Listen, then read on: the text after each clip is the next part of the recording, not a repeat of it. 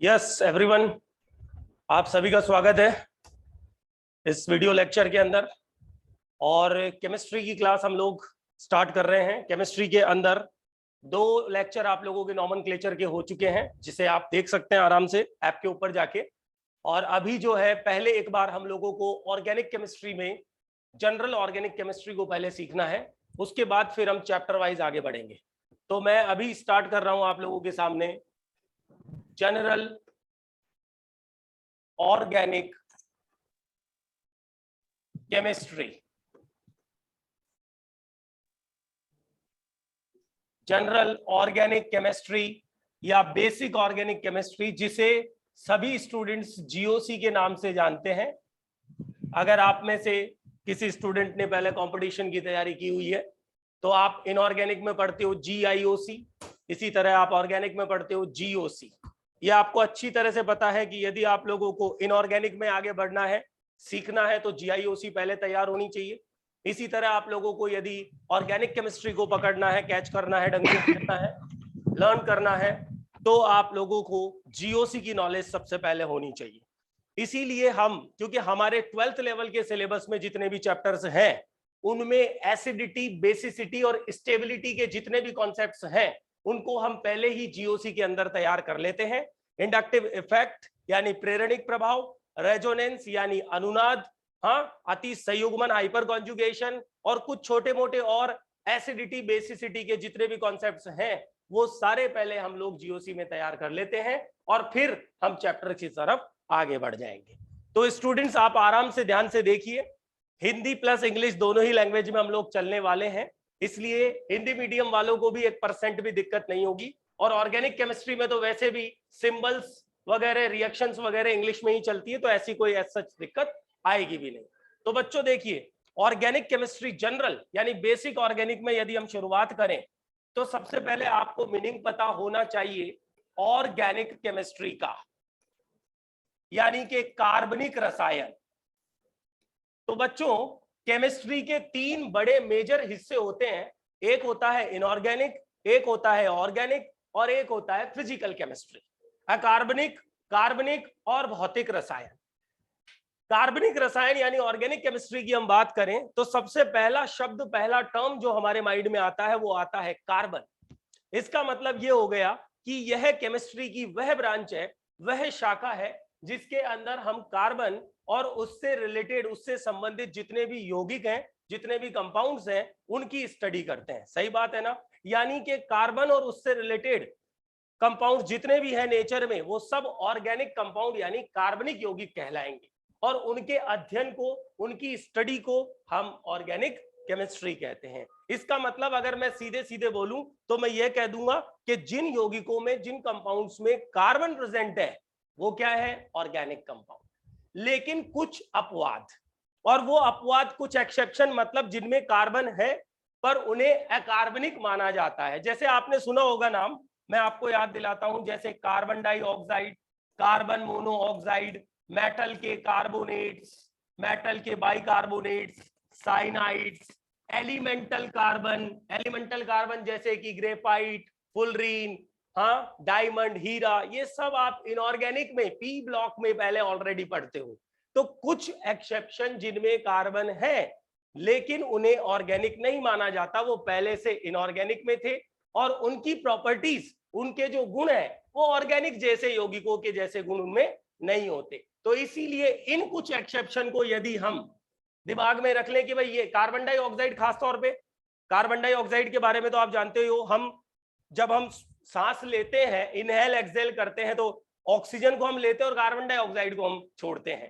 तो ये carbon dioxide nature में प्रेजेंट भी है, इसमें कार्बन भी है, लेकिन ये इनऑर्गेनिक है। तो कुछ एक्सेप्शन, और उसका रीजन क्या? प्रॉपर्टीज, उनके गुण।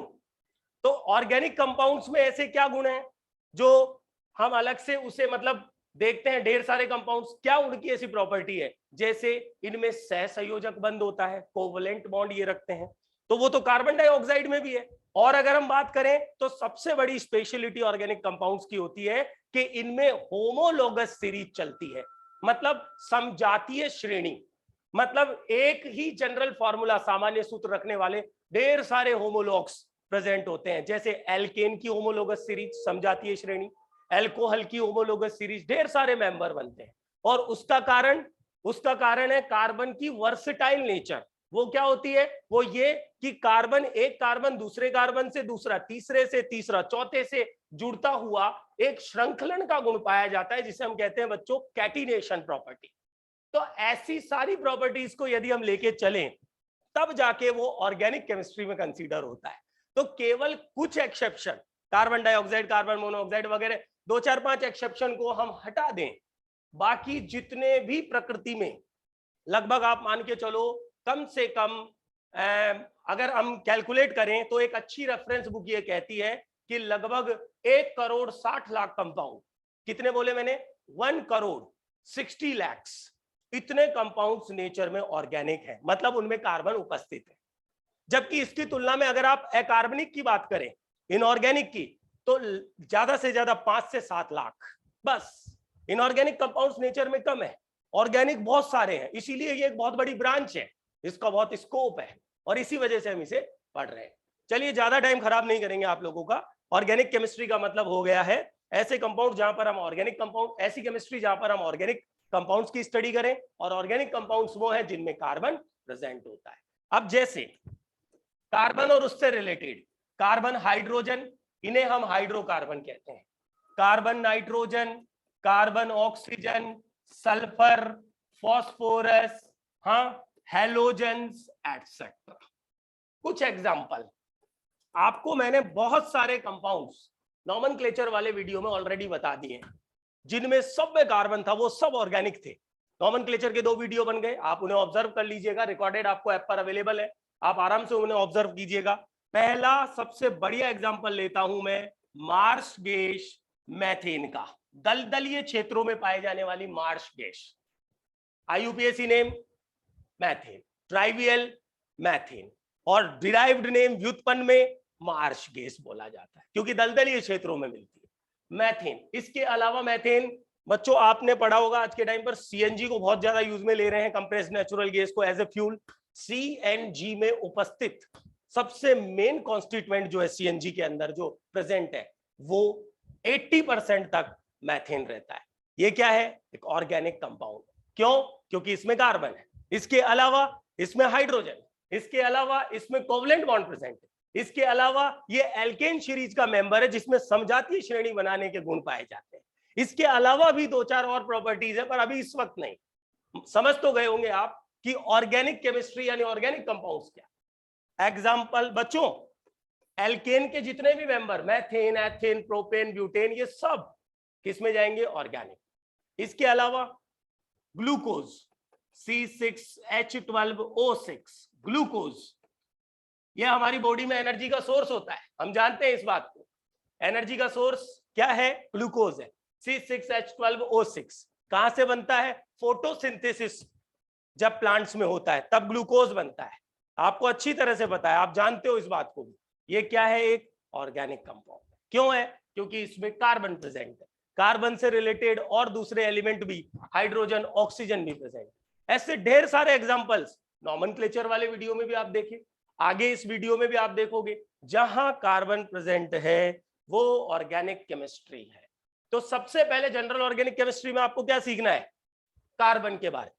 तो एक काम करता हूं, मैं आप लोगों को पहले कार्बन के बारे में सिखा देता हूं, फिर मैं आगे बढ़ूंगा टाइप ऑफ रिएजेंट की तरफ। तो बेसिक ऑर्गेनिक में सबसे पहला पोर्शन जो हमें सीखना है वो है अबाउट कार्बन। तो लेके चलते हैं आप लोगों को कार्बन की केमिस्ट्री की तरफ।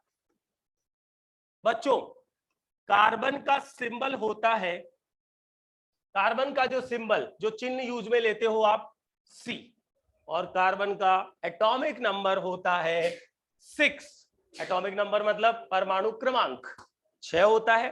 पीरियोडिक टेबल में ये 6 नंबर पर है, P ब्लॉक में रहता है, और इसका परमाणु भार यानी एटॉमिक वेट कितना होता है? 12 होता है। तो चलिए, ये तो सबसे पहली बात हो गई कार्बन की इनिशियल पीरियोडिक प्रॉपर्टी के अंदर, एटॉमिक नंबर, एटॉमिक वेट। इलेक्ट्रॉनीय विन्यास यानी electronic configuration, 1s2, 2s2, 2p2, हाँ, 1s2, 2s2 2p2। देखिए स्टूडेंट्स, आपको कुछ भी अगर सवाल पूछना है आप चैट में लिख सकते हो, मुझे चैट में शेयर कर सकते हो आराम से। आप हैंड रेज कर सकते हो, हैंड का ऑप्शन है आपके पास में, आप हैंड रेज कर सकते हो। ओके, मुझे दिखाई दे जाएगा, हैंड रेज करते मुझे दिखाई दे जाएगा, मैं अनम्यूट कर दूंगा। अदरवाइज वैसे आप चैट में मुझसे पूछ सकते हो इजीली। ठीक है, तो देखिए इलेक्ट्रॉनिक कॉन्फ़िगरेशन है 1s2 2s2 2p2, क्योंकि 6 इलेक्ट्रॉन्स 6 एटॉमिक नंबर, हमने इलेक्ट्रॉनिक कॉन्फ़िगरेशन लिख दिया है। ओके, नाउ इसके बाद अगर हम ये इलेक्ट्रॉनिक कॉन्फ़िगरेशन को देखें तो बच्चों ये इलेक्ट्रॉनिक कॉन्फ़िगरेशन रहता है ग्राउंड स्टेट का। किसमें? एक मिनट, ये वाला इलेक्ट्रॉनिक कॉन्फ़िगरेशन है ग्राउंड स्टेट में। अब ग्राउंड स्टेट का क्या मतलब है?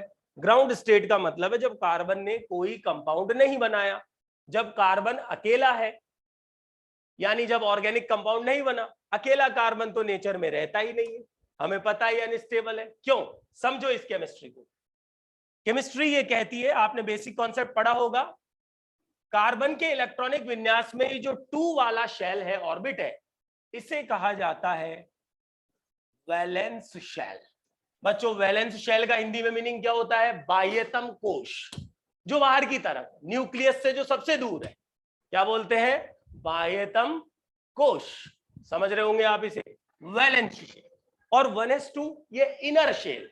अब मैं वैलेंस शेल पे फोकस क्यों कर रहा हूं? क्योंकि आपने पढ़ा होगा किसी भी एलिमेंट, किसी भी एटम की केमिस्ट्री अगर हम देखें तो सेंट्रल पे होता है न्यूक्लियस पॉजिटिवली चार्ज, सही बात है, और उसके चारों तरफ ऑर्बिटल्स में इलेक्ट्रॉन रहते हैं। सबसे पहले आता है 1s, फिर 2s, फिर 2p। ऐसा ही कुछ केमिस्ट्री चलती है ना एटम की, वो चल रही है। तो जो न्यूक्लियस से जो दूर है, डिस्टेंस है, ऐसे इलेक्ट्रॉन जिन पर न्यूक्लियस का अट्रैक्टिव फोर्स कम है, समझ रहे होंगे इस बात को, वो है वैलेंस शेल। तो समझो कार्बन की केमिस्ट्री में सबसे पहले हमें इस वैलेंस शेल पर फोकस करना है। मतलब कार्बन के वैलेंस शेल में 4 इलेक्ट्रॉन प्रेजेंट हैं इस वक्त। कितने हैं? 4 इलेक्ट्रॉन है। जबकि अष्टक नियम यानी कि ऑक्टेट रूल, ऑक्टेट रूल ये कहता है कि यदि किसी भी एलिमेंट को स्टेबल फॉर्म में जाना है, स्थायित्व की तरफ जाना है, तो उसके वैलेंस शेल में 8 इलेक्ट्रॉन आ जाने चाहिए।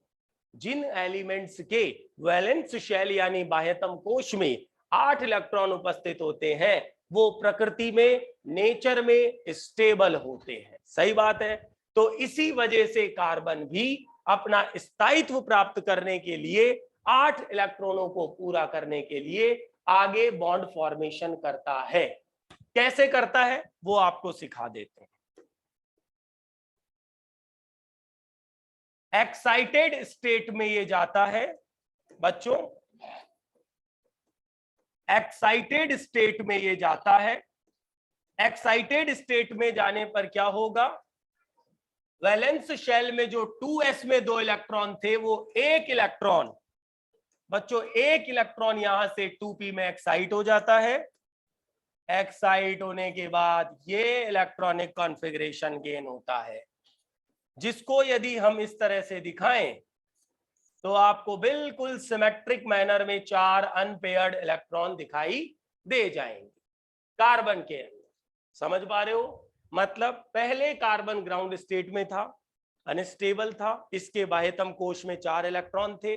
अष्टक नियम के हिसाब से स्टेबिलिटी गेन करने की तरफ ये बढ़ा, और 4 इलेक्ट्रॉन इसे और गेन करने थे, लेकिन उस गेन करने से पहले ये एक्साइटेड स्टेट में गया और बाह्यतम कोश के अंदर 4 इलेक्ट्रॉन सिमेट्रिक मैनर में अनपेयर्ड फॉर्म में रह गए।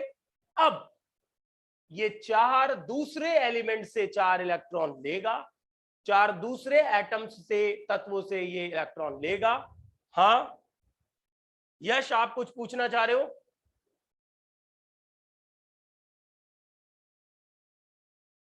आप कुछ पूछना चाह रहे हो? आपका वीडियो पोज कर लो पहले, आपका वीडियो आप पोज कर लो।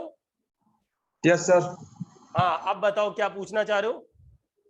ये सर ये केमिस्ट्री क्लास कब स्टार्ट हुई सर आपने? क्या? जो केमिस्ट्री क्लास है ना सर अपने, हाँ, वो कब स्टार्ट हुई? केमिस्ट्री की चल रही है क्लास बेटा अभी। चैप्टर कौन सा सर हम लोग? ऑर्गेनिक केमिस्ट्री जीओसी चल रहा है। अच्छा, अब स्टार्ट किया ना सर? हाँ, जीओसी स्टार्ट चल रहा है अभी, जीओसी चल रहा है ऑर्गेनिक केमिस्ट्री में। Yes sir. ठीक है, आपका हाँ सर। वीडियो पोज कर लो आपका एक बार। ओके, तो ये एक्साइटेड स्टेट कार्बन आ गए। अब 4 और इलेक्ट्रॉन गेन करेगा 4 एलिमेंट्स से। जैसे मैथेन में 4 एलिमेंट 4 हाइड्रोजन होते हैं। हाँ, तो देखते हैं एक बार जरा कैसे आगे ये 4 इलेक्ट्रॉन गेन करेगा। तो मैं आपको बता दूं कि 4 एलिमेंट्स जैसे 4 हाइड्रोजन, एक एक इलेक्ट्रॉन इसे दे दे तो इलेक्ट्रॉनिक कॉन्फ़िगरेशन क्या हो जाएगा बच्चों? यहां पे 8 हो जाएगा। इस तरह से ये बेसिक केमिस्ट्री बिल्कुल यही चलती है शुरुआत में, लेकिन ओरिजिनली ऐसा नहीं है। ओरिजिनली ऐसा इसलिए नहीं है क्योंकि पॉलिंग नाम के केमिस्ट ने एक और कंसेप्ट दे दिया था, और वो क्या था बच्चों? पॉलिंग ने कॉन्सेप्ट दिया हाइब्रिडाइजेशन का।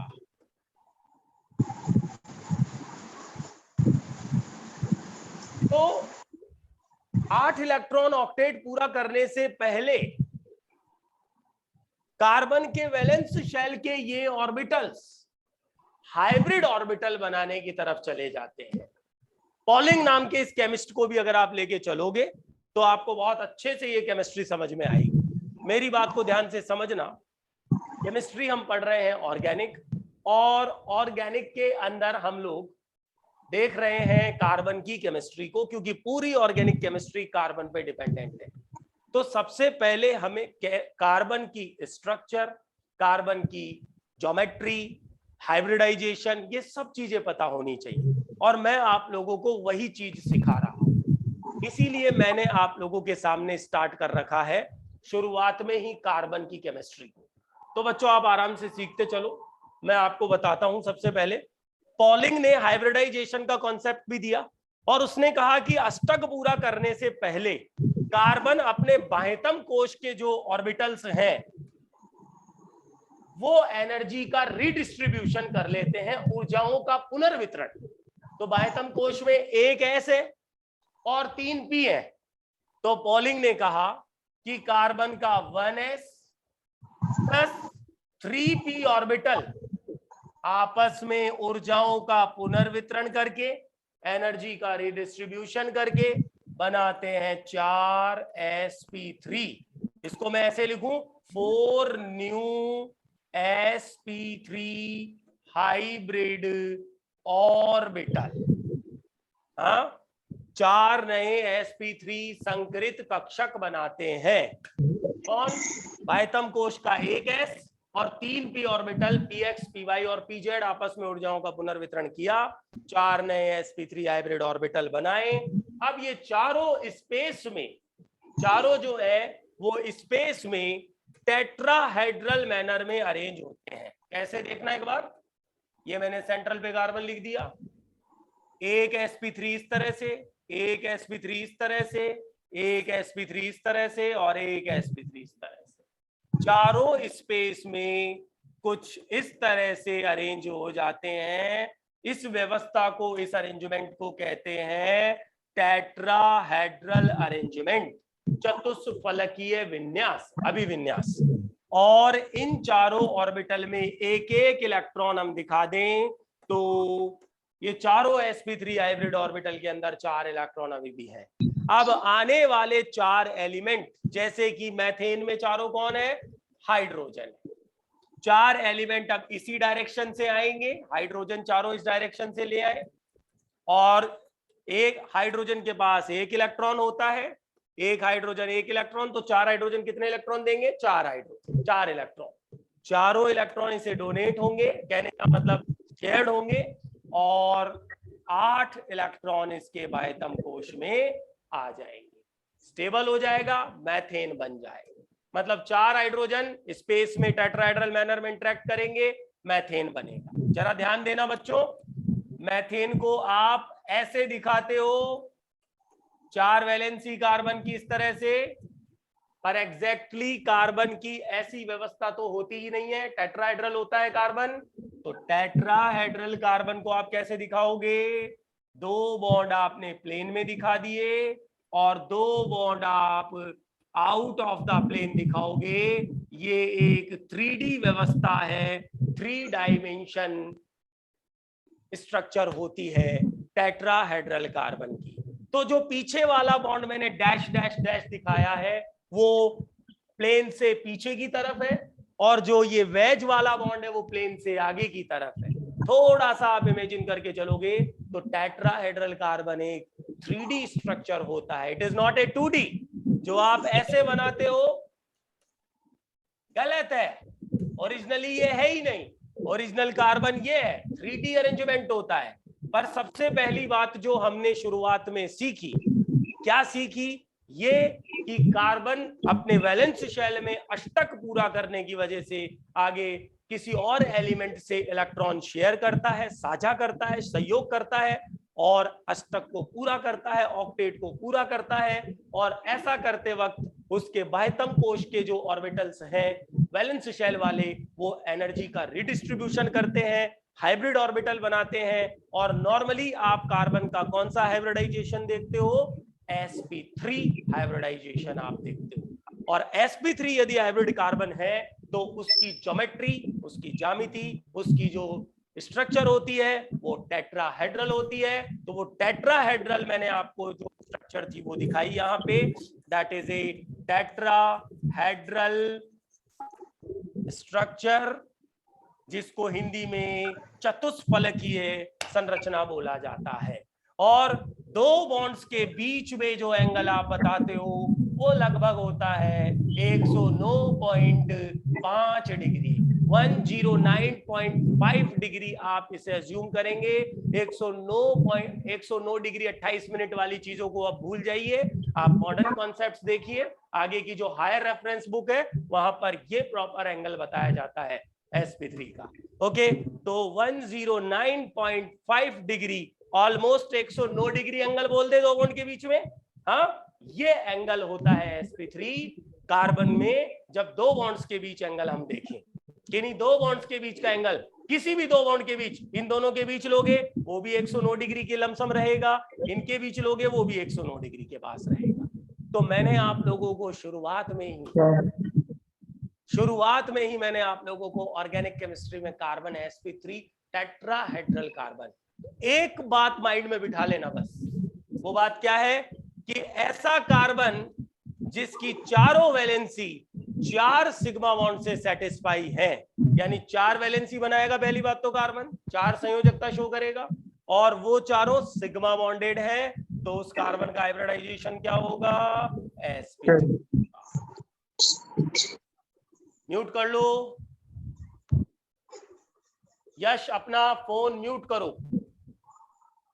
Yes sir. म्यूट करो अपने फोन। तो आपने सबसे पहले टेट्राहेड्रल कार्बन को सीखा ऑर्गेनिक केमिस्ट्री में। ओके, अच्छा देखो, वैलेंस शेल आप देख रहे हो, ये आपको समझ में आ गया। अब मैं आपको एक चीज और बताता हूं। ऐसा भी कार्बन देखा गया है जहां पर टेट्राहेड्रल अरेंजमेंट नहीं होता, एटम्स का, बॉन्ड्स का चेंज होकर के ट्राइगोनल प्लेनर अरेंजमेंट भी देखा जाता है। मतलब sp3 की जगह sp2 हाइब्रिड कार्बन भी आप देखते हो केमिस्ट्री में, और sp हाइब्रिड भी देखते हो।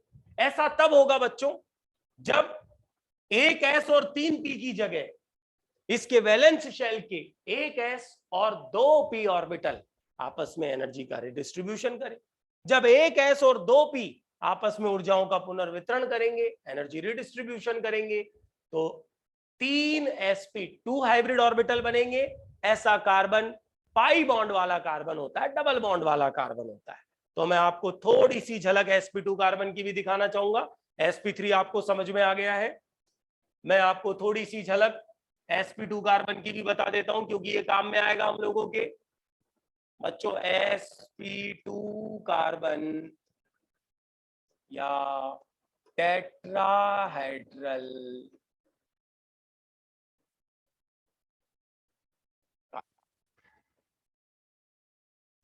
sp2 कार्बन या sorry trigonal planar carbon, sorry trigonal planar carbon. फटाफट से इसे देख लेते हैं। ट्राइगोनल प्लेनर कार्बन क्या होता है? मैंने अभी कार्बन का इलेक्ट्रॉनिक कॉन्फ़िगरेशन आपके सामने एक्साइटेड स्टेट में लिखा था, वो था 1s2 2s1 2p3। ओके, अब क्या होता है कि कार्बन के वैलेंस शेल में यदि इसका एक s और 2p, क्या बच्चों, 1s एंड 2p, अगर एनर्जी का रिडिस्ट्रीब्यूशन करें, अगर ऊर्जाओं का पुनर्वितरण करें, तो आप देखोगे 3 नए sp2। क्यों भाई? एक s और 2p, तो sp2 और कितने ऑर्बिटल पार्टिसिपेट कर रहे हैं? 3, तो 3 ही बनेंगे। पॉलिंग का कंसेप्ट, 3 नए sp2 हाइब्रिड ऑर्बिटल बनते हैं। लेकिन बच्चों इसमें आपने क्या सीखा? एक p ऑर्बिटल काम में नहीं आया। sp3 के अंदर तीनों p ऑर्बिटल काम आ रहे थे, s भी काम आ रहा था, सारे काम में आ गए, तो सारे के सारे सिग्मा बॉन्ड बने, है ना। बॉन्ड की नॉलेज तो आप रखते होंगे, इतना सा तो आपने सीखा ही होगा कि sp3 के अंदर सारे के सारे सिग्मा बॉन्ड बन के आए, जैसा हमने मैथेन में दिखाया। हाँ, अब यहां पर एक p ऑर्बिटल रह गया, तो ऐसा कार्बन जो है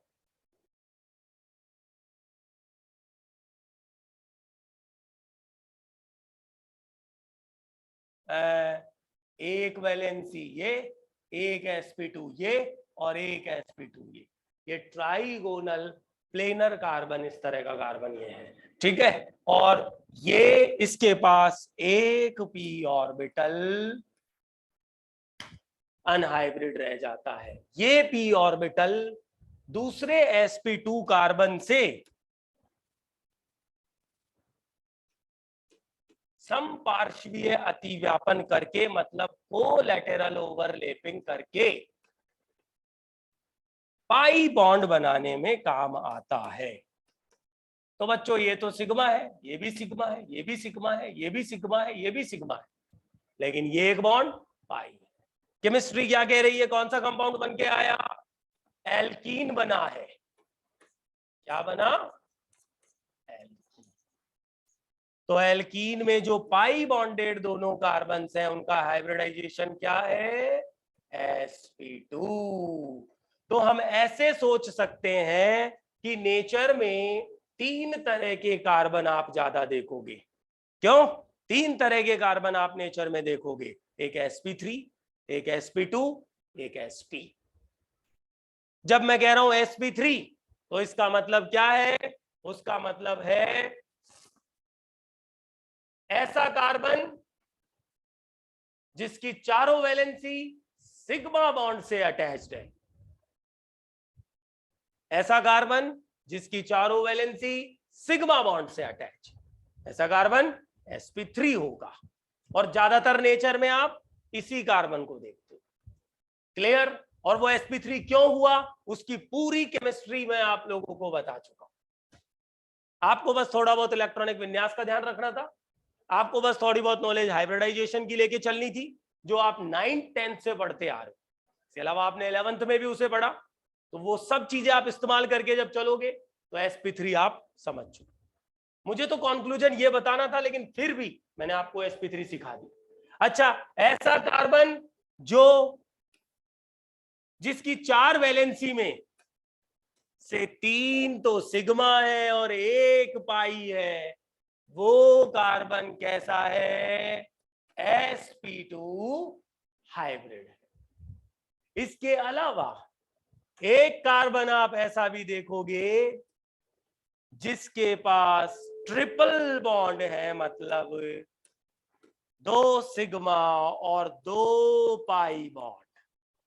इस कार्बन का हाइब्रिडाइजेशन क्या होगा? sp होगा। sp हाइब्रिड कार्बन की स्ट्रक्चर ज्योमेट्री होती है लीनियर रेखीय, बॉन्ड एंगल होता है 180 डिग्री sp का। sp2 की स्ट्रक्चर ज्योमेट्री होती है ट्रायगोनल प्लेनर, समतलीय त्रिकोणीय समतलीय, हाँ, और बॉन्ड एंगल होता है 120 डिग्री का। तो तीनों तरह के कार्बन नेचर में मिलते हैं ना। और आपने नॉमेनक्लेचर वाला वीडियो अगर नहीं देखा, आप उसे देखोगे तो बच्चों एल्काइन पढ़ोगे, एल्काइन वाले कार्बन का हाइब्रिडाइजेशन sp, एल्कीन वाले कार्बन का हाइब्रिडाइजेशन sp2, और एल्केन वाले कार्बन जो होते हैं, जो सैचुरेटेड होते हैं, संतृप्त होते हैं, उनका हाइब्रिडाइजेशन sp3 होता है। तो तीनों तरह के आपने कार्बन के हाइब्रिडाइजेशन सीख लिए। शुरुआत में इंट्रोडक्शन में आपने अबाउट कार्बन को सीखा।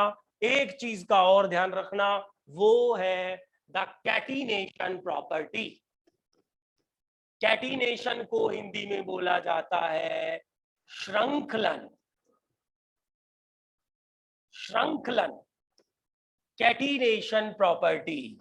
इसीलिए तो आप पूरी ऑर्गेनिक केमिस्ट्री पढ़ रहे हो बच्चों।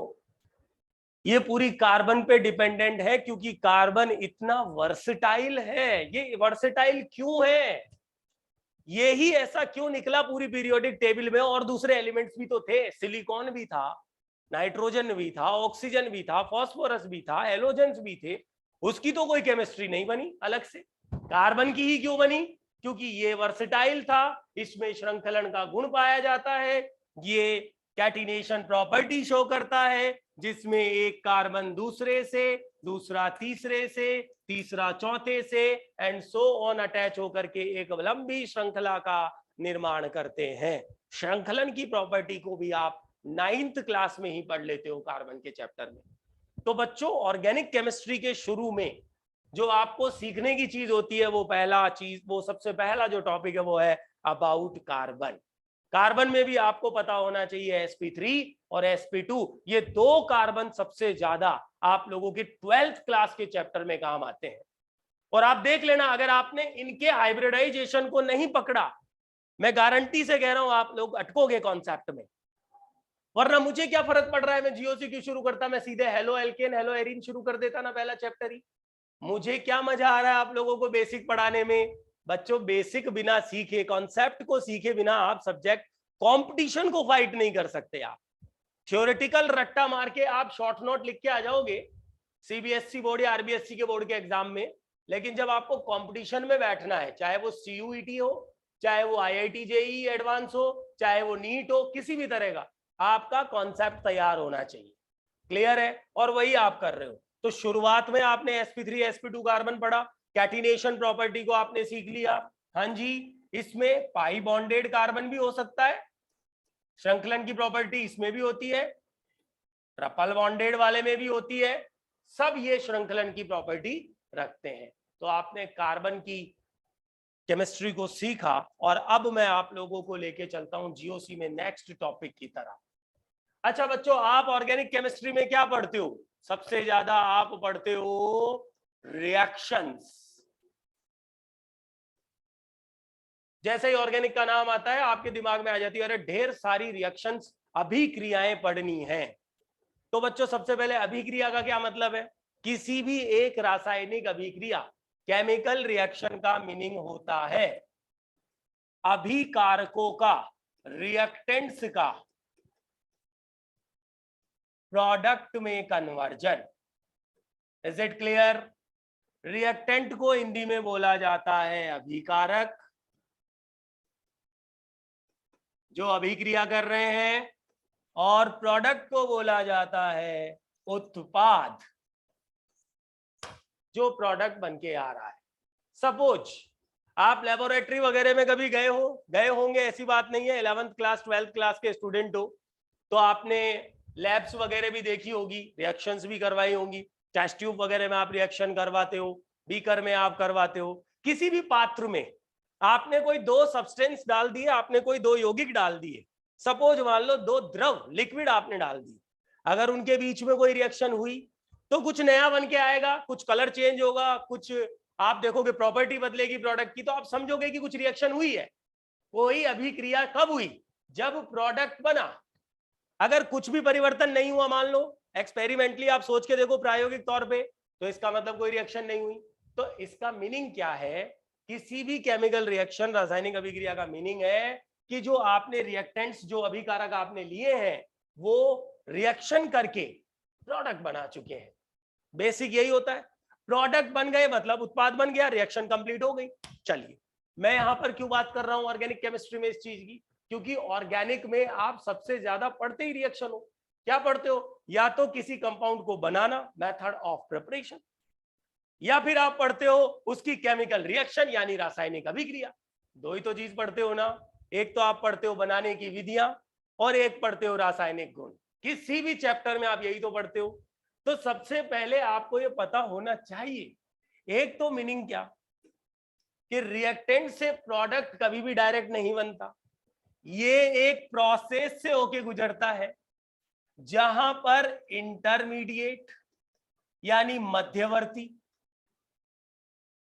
या कोई संक्रमण अवस्था यानी ट्रांजिशन स्टेट बनती है और इससे गुजर के ये बनाता है प्रोडक्ट। मेरे कहने का मतलब ये है कि इस पाथ को कहा जाता है रिएक्शन मैकेनिज्म। पहली चीज तो आपको ये सीखनी है। तो अरे भाई, आप जितनी भी तरह की अभिक्रियाएं पढ़ते हो, क्या उसकी क्रियाविधि नहीं पढ़ते हो? पढ़ते हो। क्रियाविधि क्या है? कॉन्सेप्ट है। कॉन्सेप्ट क्या है? वो आपको ये सिखा रहा है कि रिएक्शन में रिएक्टेंट कैसे प्रोडक्ट बना रहा है। और बिना कॉन्सेप्ट के आप आगे चलोगे तो आप आगे कुछ डेवलप ही नहीं कर सकते। इसीलिए हमेशा कोई भी रिएक्शन कैसे प्रोसीड कर रही है, कैसे प्रोडक्ट बन रहा है, वो पाथ, वो रास्ता जिसमें कोई मध्यवर्ती संक्रमण अवस्था या कोई और भी चीज बन के आ रही है, उसके थ्रू होके जो प्रोडक्ट बन रहा है, उसकी नॉलेज, उसकी study, that is called reaction mechanism, अभिक्रिया की क्रियाविधि। सही बात है, हमें वो भी सीखनी है। पर बच्चों, सबसे पहले मैं इस बात की तरफ तो बाद में चलूंगा। मैं आपको सबसे पहले बताऊंगा, किसी भी रिएक्शन में जब आप ऑर्गेनिक रिएक्शन देखोगे, जनरली अभिकारक दो तरह के देखे जाते हैं। क्या? दो तरह के अभिकारक आप देखते हो, सबस्ट्रेट्स, सॉरी रिएक्टेंट्स। एक होता है सबस्ट्रेट, एक होता है रीएजेंट। रिएजेंट को हिंदी में कहते हैं अभिकर्मक। अभिकर्मक, या मैं कह दूं अटैकिंग स्पीसीज।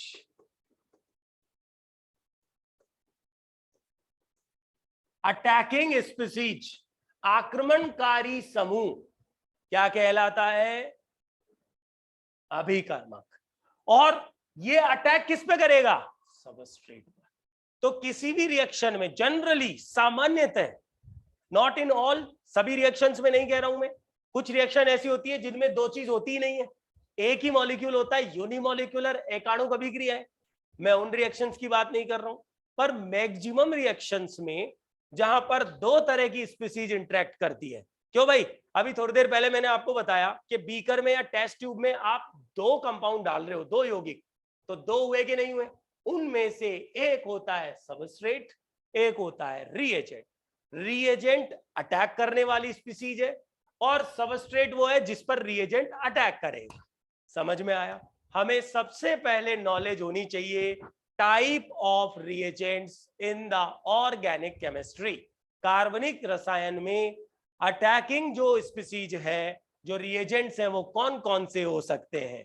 एक बार माइंड में इसे बिठा लो तो आगे रिएक्शंस सॉल्व करने में आसानी रहेगी। तो बच्चों, सबसे पहले आपको लेके चलता हूं टाइप ऑफ रिएजेंट्स की तरफ। और स्टूडेंट्स, अभिकर्मक के तीन टाइप्स, तीन कैटेगरी मैं बना दूं यहां पे, जिनका नाम आपने बहुत सुना भी होगा। एक इलेक्ट्रोफाइल, एक न्यूक्लियोफाइल, एक फ्री रेडिकल, है ना? क्या लिखूंगा मैं? इलेक्ट्रोफाइल। देखो बच्चों, मैं लिख रहा इंग्लिश में हूं पर मैं बोल हिंदी में भी रहा हूं। इलेक्ट्रोफाइल हिंदी में बोला जाता है इलेक्ट्रॉन स्नेही। न्यूक्लियोफाइल, इसे कहा जाता है नाभिक स्नेही। और मुक्त मूलक मतलब फ्री रेडिकल।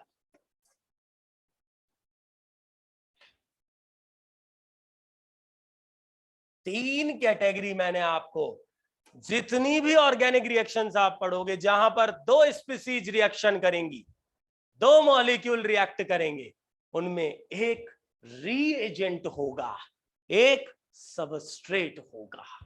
रीएजेंट मतलब अभिकर्मक जो अटैक करने वाला है। तीन कैटेगरी आपको ध्यान रखनी है, इलेक्ट्रॉन स्नेही, नाभिक स्नेही, मुक्त मूलक। बच्चों पहली बात, इलेक्ट्रॉन स्नेही को शॉर्ट में ई प्लस कहते हैं, नाभिक स्नेही को शॉर्ट में NU माइनस लिखते हैं। इसी से ये बात कैटेगराइज हो जाती है, इसी से ये चीज कैटेगराइज हो जाती है कि ई प्लस, प्लस किस पे लगाते हो, जिसमें इलेक्ट्रॉनों की कमी हो। Electrophiles are the electron deficient. I mean to say, मेरे कहने का मतलब ऐसे रिएजेंट्स, ऐसी स्पीसीज जिनमें इलेक्ट्रॉनों की कमी है। इलेक्ट्रॉनों की कमी से क्या मतलब, अष्टक अपूर्ण है, ऑक्टेट इनकम्प्लीट है। प्रेजेंस ऑफ माइंड रहना चाहिए पूरा, तब समझ में आएगी चीजें, है ना। पूरा फोकस मेरी बातों को सुनने पे होना चाहिए, जो फैक्ट्स आप लोगों को बता। ऐसे स्पीसीज जिनमें इलेक्ट्रॉनों की कमी है, इलेक्ट्रॉन डेफिशिएंट। हाँ, डेफिशिएंट को हिंदी में क्या बोलते हैं, कमी, क्या कहलाती हैं, इलेक्ट्रोफाइल्स कहलाती है। इलेक्ट्रॉनों की कमी का मतलब ऑक्टेट इनकम्प्लीट, ऑक्टेट का मतलब अष्टक, इनकम्प्लीट का मतलब अपूर्ण। समझ में तो आ ही रहा होगा। अष्टक अपूर्ण का मतलब 8 इलेक्ट्रॉन नहीं है वैलेंस शेल में, तो कितने, 6 इलेक्ट्रॉन है, और 4 इलेक्ट्रॉन 5, 8 इलेक्ट्रॉन नहीं है, नॉर्मली 6 इलेक्ट्रॉन मिलेंगे। इलेक्ट्रॉन डेफिशिएंट, ऑक्टेट इनकम, समझ में आ रहा है। इसी तरह नाभिक स्नेही की तरफ चलोगे, जस्ट उल्टा, क्या, इलेक्ट्रॉन रिच मतलब जिनके पास इलेक्ट्रॉनों की अधिकता है। Octet complete. देखो ना, नाभिक स्नेही में न्यूक्लियोफाइल के ऊपर माइनस चार्ज लगा रखा है, इलेक्ट्रॉन स्नेही में इलेक्ट्रोफाइल के ऊपर प्लस चार्ज लगा रखा है। तो आपको वैसे भी इस चार्ज से तो पता लगी कि चार्ज प्लस कब आता है, जब इलेक्ट्रॉन कम होते हैं, माइनस चार्ज कब आता है, जब इलेक्ट्रॉनों की अधिकता होती है। तो बच्चों ऐसे रिएजेंट्स, ऐसे स्पीसीज जिनमें इलेक्ट्रॉनों की कमी है वो इलेक्ट्रोफाइल, जिनमें इलेक्ट्रॉनों की अधिकता है वो न्यूक्लियोफाइल्स। हमें एग्जाम्पल्स सीखने हैं, वो काम आएंगे। क्या सीखना है हमें, एग्जाम्पल्स, वो मैं अभी लूंगा। अच्छा एक बात और ध्यान रखो, ये आप सीख चुके हो कि इलेक्ट्रोफाइल जिसके पास इलेक्ट्रॉनों की कमी है, अटैक करने वाला रिएजेंट ही तो है। कहां अटैक करेगा, जहां पर इलेक्ट्रॉनों की अधिकता है। अरे भाई, जिसके पास खुद के पास इलेक्ट्रॉनों की कमी है वो कहां अटैक करेगा, जहां इलेक्ट्रॉनों की अधिकता है। इसका मतलब ये रिएक्शन में इलेक्ट्रॉन पेयर इलेक्ट्रॉनों को एक्सेप्ट करेगा। क्या करेगा, इलेक्ट्रॉन्स को एक्सेप्ट करेगा, इलेक्ट्रॉन को ये स्वीकार करेगा, गेन करेगा, है ना। और इलेक्ट्रॉन एक्सेप्ट करने वाली स्पीसीज को लुईस अम्ल भी कहा जाता है। क्या बच्चों, लुईस अम्ल भी कहा जाता है। इसी तरह किसी भी रिएक्शन में यदि नाभिक स्नेही अटैक कर रहा है तो वो कहां अटैक करेगा, वो ऐसी जगह अटैक करेगा जहां इलेक्ट्रॉनों की कमी है। अरे दोनों चीजें एक दूसरे के पैरेलली तो चलेगी, दोनों चीजें एक दूसरे के समानांतर चलेगी। जैसे आप ऑक्सीकरण अपचयन नहीं पढ़ते हो क्या, रिडॉक्स अभिक्रियाएं पढ़ते हो ना, रिडॉक्स रिएक्शन, ऑक्सीडेशन, रिडक्शन। अरे भाई, एक का ऑक्सीडेशन हो रहा है तो जो करने वाला ऑक्सीडेशन है वो खुद का क्या करता है, रिडक्शन करता है। रिडॉक्स प्रोसेस चलता है कि नहीं चलता है बच्चों। हाँ भाई, जो अभी क्लास में लाइव है मुझे तो पहले ये बता दो एक बार, हाँ कर दो, यस कर दो अगर आपको समझ में आ रहा है कि रिडॉक्स प्रोसेस चलता है कि नहीं चलता है, ऑक्सीडेशन रिडक्शन। चैट में लिखो फटाफट, चलता है, चलता है, शाबाश, रिडॉक्स चलता है प्रोसेस। इसी तरह रिएक्शन में अगर न्यूक्लियोफाइल अटैक कर रहा है तो वो कहां करेगा, इलेक्ट्रोफिलिक सेंटर पे, और यदि इलेक्ट्रोफाइल अटैक कर रहा है तो वो कहां करेगा, न्यूक्लियोफिलिक सेंटर पे करेगा। मीनिंग तो आप समझ ही गए। इलेक्ट्रोफाइल क्या है वो मैंने आपको सिखा दिया, न्यूक्लियोफाइल उसका ऑपोजिट है। ये क्या करेगा, ये इलेक्ट्रॉन डोनेट करेगा, इलेक्ट्रॉन ये देगा, और ऐसी स्पीसीज को लुईस क्षार भी कहा जाता है, लुईस बेस भी कहा जाता है। आपने इनका परिचय ले लिया पहले, फिर मैं एग्जाम्पल बताऊंगा जो आपके पूरे चैप्टर में काम आएंगे। ये ध्यान रख लेना, अगर आपने शुरुआत में ही इनके एग्जाम्पल्स को कैच कर लिया तो ये मेरी गारंटी है रिएक्शन को आप तुरंत ऑब्जर्व कर लोगे कि क्या डाला हुआ है, न्यूक्लियोफाइल है या इलेक्ट्रोफाइल है। और ऑर्गेनिक केमिस्ट्री में बच्चों आप जानते हो आपको रिएक्शन सॉल्व करनी होती है एग्जाम में, आप अच्छी तरह से इस बात को जानते हो।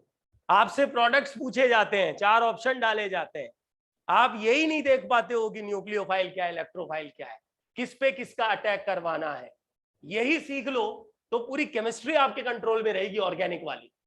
फ्री रेडिकल ऐसे स्पीसीज कम देखी जाती है, रेयर है, पर आप जानते हो मुक्त मूलक किन्हें कहा जाता है, जिनके पास अनपेयर्ड इलेक्ट्रॉन प्रेजेंट होते हैं। अनपेयर्ड इलेक्ट्रॉन का क्या मतलब, अयुग्मित, अयुग्मित से मतलब ऑड इलेक्ट्रॉन, विषम संख्या वाले, मतलब लास्ट में एक इलेक्ट्रॉन मिलता है, ऑड, अनपेयर्ड, है ना। और सबसे पहले तो इसके एग्जाम्पल बहुत कम है, जैसे आप कुछ रिएक्शंस ऐसी देखोगे जहां पर Br रेडिकल अटैक करेगा, Cl रेडिकल अटैक करेगा। रेडिकल को हम इस तरह से दिखाते हैं, डॉट लगा के, एक ये रेडिकल होते हैं। कहीं पर हम एल्काइल रेडिकल का अटैक करवाएंगे, एटसेट्रा। रेडिकल ऐसी स्पीसीज है जिनमें विषम संख्या यानी ऑड इलेक्ट्रॉन प्रेजेंट होता है, अयुग्मित इलेक्ट्रॉन होता है, उसके एग्जांपल्स हो गए। पर रेडिकल के अटैक वाली रिएक्शंस बहुत कम है, पर फिर भी दिमाग में रहना चाहिए कि रेडिकल भी एक अटैकिंग रिएजेंट हो सकता है, मुक्त मूलक भी एक अटैकिंग रिएजेंट हो सकता है। ऐसी अभिक्रियाएं मुक्त मूलक वाली कैटेगरी में जाती है फ्री रेडिकल में। लेकिन सबसे मेजर पार्ट कौन सा है बच्चों, ये वाला। तो मैं आपको सबसे पहले इस वीडियो में बस मैं यही आपको बताने आया हूं अभी, examples of electrophile and example of nucleophile. बच्चों सबसे पहले मैं आपसे शेयर कर रहा हूं एग्जाम्पल्स ऑफ इलेक्ट्रोफाइल्स। ध्यान से देखो, इसकी 2 कैटेगरी बना देता हूं। पहली कैटेगरी इलेक्ट्रोफाइल के एग्जाम्पल की मैंने बनाई, पॉजिटिव चार्ज रखने वाली स्पीसीज। ऐसी स्पीसीज जिनके पास पॉजिटिव चार्ज है वो किस में जाएंगी, डेफिनेटली उसमें तो कोई दो राय नहीं है, कोई शक नहीं, कोई डाउट नहीं। किसी भी स्पीसीज पर पॉजिटिव चार्ज का मतलब क्या है, पॉजिटिव चार्ज, फॉर्मल चार्ज कब लगाते हो औपचारिक आवेश, जब उसमें इलेक्ट्रॉनों की कमी आ जाती है। अरे भाई अगर कार्बन के बाह्यतम कोश में 8 इलेक्ट्रॉन की जगह 6 ही रख दूं तो कार्बोकेटायन बनेगा कि नहीं बनेगा, कार्बोधनायन। 8 की जगह 6 कर दे तो कार्बोधनायन बनेगा कि नहीं बनेगा। ये क्या है, एक इलेक्ट्रोफाइल ही तो है। ये रिएक्शन में इलेक्ट्रोफाइल की तरह ही तो अटैक करता है, फ्रीडेल क्राफ्ट एल्काइलेशन में इलेक्ट्रोफाइल की तरह ही तो अटैक करता है। हाँ जी, तो ऐसी स्पीसीज जिनमें पॉजिटिव चार्ज है वो सब इलेक्ट्रोफाइल्स की कैटेगरी में जाती है। फॉर एग्जाम्पल एल्काइल कैटायन, बच्चों R+, एल्काइल कैटायन का मतलब जैसे CH3+, इथाइल कैटायन और एल्काइल कैटायन, कई तरह के आप फ्रीडेल क्राफ्ट एल्काइलेशन में यूज लेते हो। 2 बच्चे हैं अभी, बस थोड़ी सी अभी क्लास 10 मिनट की और है, फिर हो जाएगी, फिर ये एग्जांपल्स हो जाएंगे इनके। देखिए NO2+, नाइट्रोनियम आयन नाइट्रेशन में अटैक करता है, नाइट्रोसोनियम आयन, बच्चों असाइलियम आयन, इनके सबके नाम जो है ना वो आगे रिएक्शन से जब आप पढ़ोगे तब आ जाएंगे, अभी ज्यादा नाम लिखने की हमें रिक्वायरमेंट है भी नहीं। हाँ, लेकिन एक बात समझ में आ गई, कल को यदि एग्जाम में ऐसा क्वेश्चन आए कि इनमें से इलेक्ट्रोफाइल छांटिए in which of the following is a electrophile, in which of the following is a nucleophile. या फिर ऐसे भी सवाल पूछ लेता है एग्जामिनर कि इनमें से कौन एक इलेक्ट्रोफाइल नहीं है। तो अगर कहीं पॉजिटिव चार्ज वाला एग्जाम्पल लिखा हुआ है ऑप्शन में, तो एक बात तो क्लियर है, जहां पॉजिटिव चार्ज लग गया समझ लो वो इलेक्ट्रोफाइल की भांति ही बिहेव करेगा, इसमें कोई दो राय नहीं है। एग्जाम्पल्स आप लेते चलो। अरे H plus naked proton, H plus अकेला तो मिलता नहीं है। H प्लस का मतलब क्या है? प्रोटोन है जिसके पास एक भी इलेक्ट्रॉन नहीं हो। ये तो कोई एसिड देता है, एसिड जो H प्लस दे रहा है वो भी एक इलेक्ट्रोफाइल है, क्योंकि पॉजिटिव चार्ज स्पीसीज देने का काम कर रहा है। ऐसे ढेर सारे एग्जांपल्स आप पढ़ोगे, आगे भी देखोगे। हाँ, ढेर सारे एग्जांपल्स आप पढ़ोगे। बेंजीन डाइएजोनियम सॉल्ट, ये सब इलेक्ट्रोफाइल्स में कंसीडर किए जाते हैं। पहला एग्जांपल आपने लिया पॉजिटिव चार्ज स्पीसीज। दूसरा बच्चों न्यूट्रल, सुनो, न्यूट्रल है, चार्ज नहीं है, लेकिन उनके पास वैकेंट ऑर्बिटल प्रेजेंट है। न्यूट्रल स्पीसीज जिनके पास वैकेंट ऑर्बिटल प्रेजेंट है। क्या मतलब है? अष्टक अपूर्ण है, ऑक्टेट इनकम्प्लीट है, लेकिन नेचुरल वैलेंसी पूरी है, नेचुरल वैलेंसी सेटिस्फाई है। हाँ, कैसे? इसका क्या मतलब हुआ? अरे बच्चों, कार्बन की 4 वैलेंसी होती है, आपने सीखा ना, चाहे वो sp3 हो चाहे sp2 हो। कार्बन की संयोजकता कितनी? 4। 4 बॉन्ड बनाता है, 4 संयोजकता है। 4 बॉन्ड बनाते ही बाह्यतम कोश में अष्टक पूरा हो जाता है, ऑक्टेट पूरा हो जाता है, स्टेबल हो जाता है। 4 वैलेंसी। पर यदि कार्बन की 3 वैलेंसी कर दें CH3+, तो फॉर्मल चार्ज औपचारिक आवेश +1 आता है। और ऐसी स्पीसीज पे जिसपे फॉर्मल चार्ज प्लस आ गया, मतलब वो इलेक्ट्रॉनों की कमी हो गई, अष्टक अपूर्ण है, 6 इलेक्ट्रॉन है, किसकी भांति बिहेव करेगी? इलेक्ट्रोफाइल। लेकिन नेचर में कुछ ऐसी स्पीसीज हैं जिनकी वैलेंसी 3 है, अष्टक अपूर्ण है, पर उन पे चार्ज नहीं लगता, वो न्यूट्रल दिखती हैं, पर उनके बाह्यतम कोश में अष्टक अपूर्ण रहता है, उनके पास वेकेंट ऑर्बिटल रहता है। वो रिएक्शन में इलेक्ट्रोफाइल की तरह, लुईस एसिड की तरह बिहेव करती है। किसकी तरह? लुईस एसिड की तरह। एग्जाम्पल्स, मैं तो कहता हूं स्टूडेंट्स, ये वाली चीज सबसे महत्वपूर्ण है। एक तो ये ढेर सारी रिएक्शंस में काम आते हैं, दूसरा इनका डायरेक्ट सवाल एग्जाम में उठ जाता है। इनके एग्जाम्पल्स लेता हूं बच्चों। सबसे important example AlCl3, AlBr3, boron के कंपाउंड BF3, BCl3।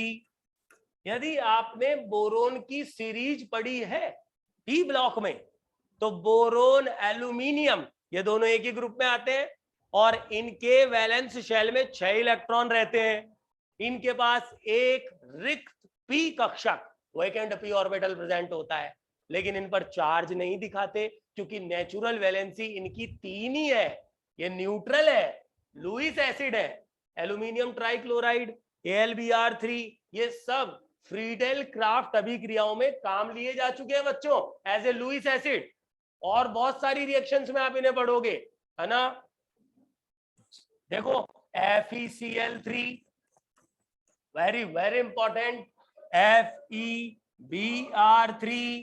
ब्रोमिनेशन में काम आता है, इलेक्ट्रोफिलिक सब्स्टिट्यूशन, बेंजीन के वक्त हम पढ़ेंगे इसको आगे भी। ZnCl2, एनहाइड्रस ZnCl2 को आप ल्यूकास टेस्ट में, ल्यूकास रिएजेंट में काम लेते हो एज ए लुईस एसिड। हाँ, गाटरमान रिएक्शन में काम आता है, ढेर सारी रिएक्शंस। और बच्चों एक बात और है, ऑर्गेनिक केमिस्ट्री से डरने की कहीं रिक्वायरमेंट नहीं होती है।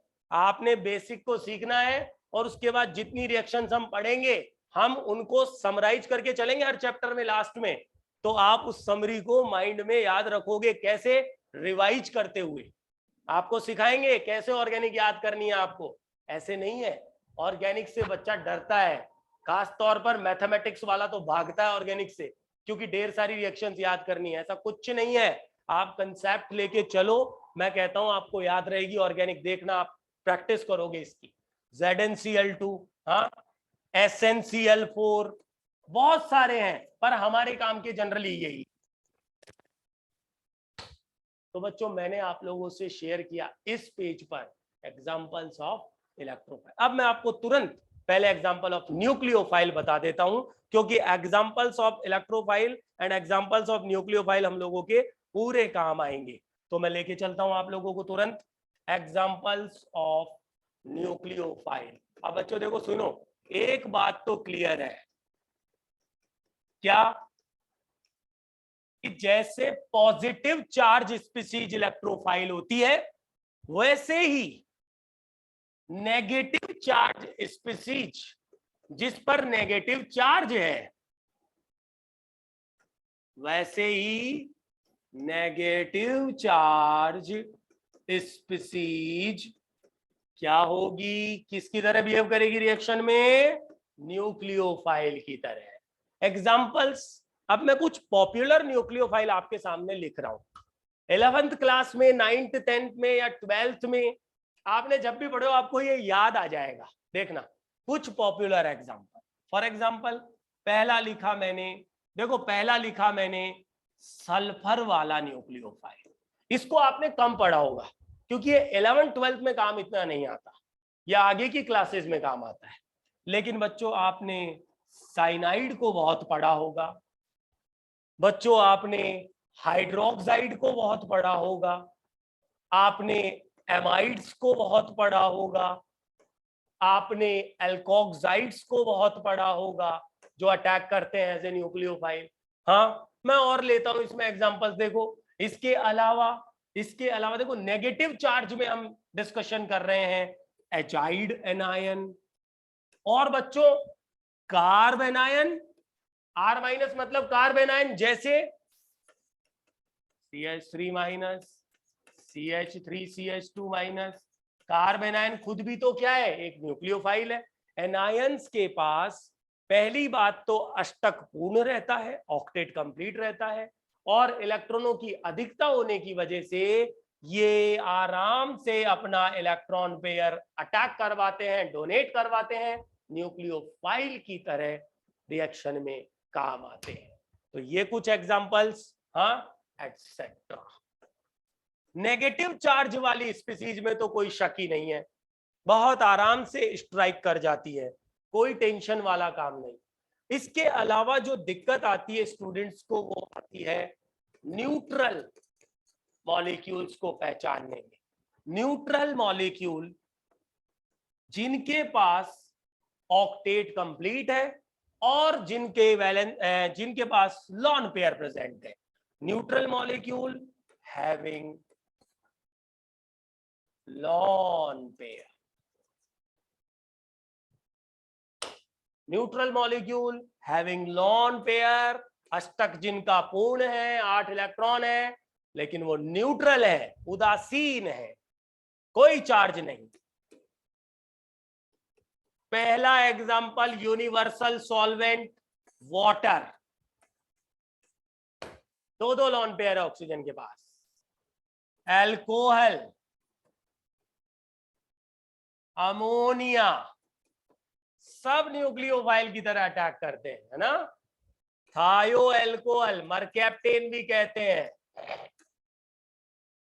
न्यूट्रल एमीन, उदासीन एमीन जो होती है, 1 डिग्री 2 डिग्री, डिग्री आपको आगे सिखा देंगे बच्चों, ये डिग्री कैसे निकालते हैं आपको आगे सिखा देंगे। हो गए वाटर, एल्कोहल, अमोनिया, थायो एल्कोहल, एमाइंस, 1 डिग्री 2 डिग्री। अच्छा, इसके अलावा फॉस्फोरस, न्यूट्रल में देखो आप फॉस्फोरस वाले न्यूक्लियोफाइल्स भी बहुत अच्छे न्यूक्लियोफाइल हैं बच्चों, नाइट्रोजन वाले ग्रुप में आता है फॉस्फोरस, ठीक है, एटसेट्रा। अच्छा, ये तो मैंने आपके सामने न्यूट्रल बताए।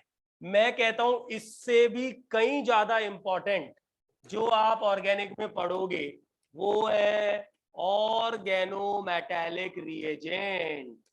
हिंदी में क्या बोलते हैं? कार्ब धात्विक यौगिक। कार्ब धात्विक, है ना? कार्ब धात्विक क्या मतलब होता है? मतलब होता है जिनमें कार्बन और मेटल बॉन्ड प्रेजेंट हो।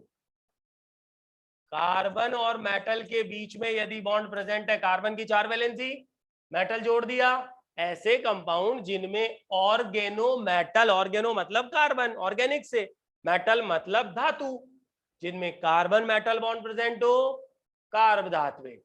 और मेटल होती है इलेक्ट्रोपॉजिटिव, मेटल की विद्युत ऋणता इलेक्ट्रोनेगेटिविटी कम होती है, कार्बन की इलेक्ट्रोनेगेटिविटी ज्यादा होती है।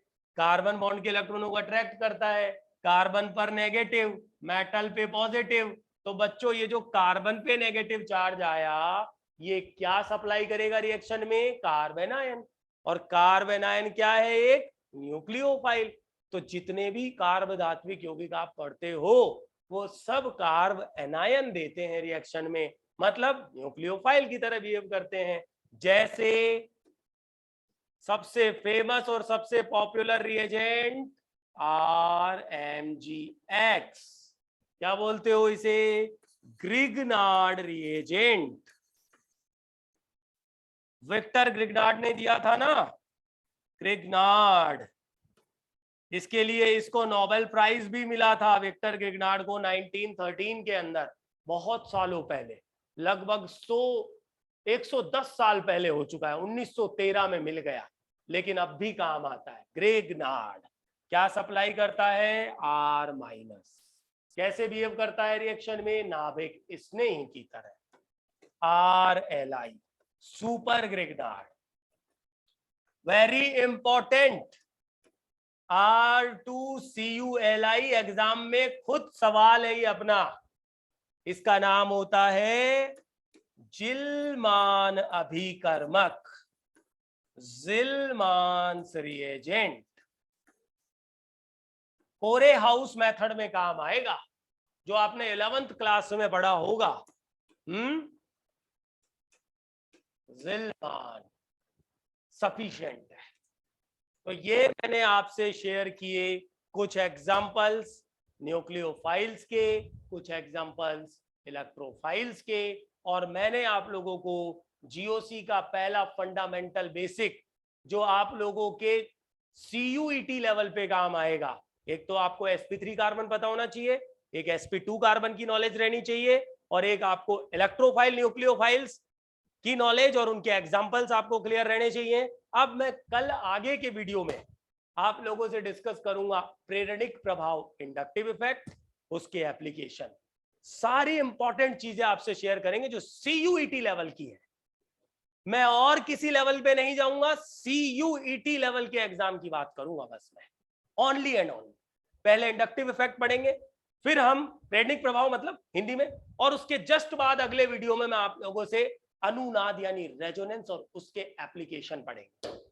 एक बार बेसिक हो गया तैयार, फिर हम 12th क्लास के चैप्टर्स में बढ़ जाएंगे सीधे, और जो बच्चों हमने पहले पढ़ लिया जीओसी में उसको हम आगे दोबारा चैप्टर में नहीं पढ़ेंगे। एसिडिटी पढ़ लेंगे हम पहले, तो उसको चैप्टर में नहीं पढ़ेंगे, हमारा टाइम भी तो बचा के चलेंगे ना। ठीक है, मिलते हैं नेक्स्ट क्लास के अंदर, अभी के लिए गुड बाय।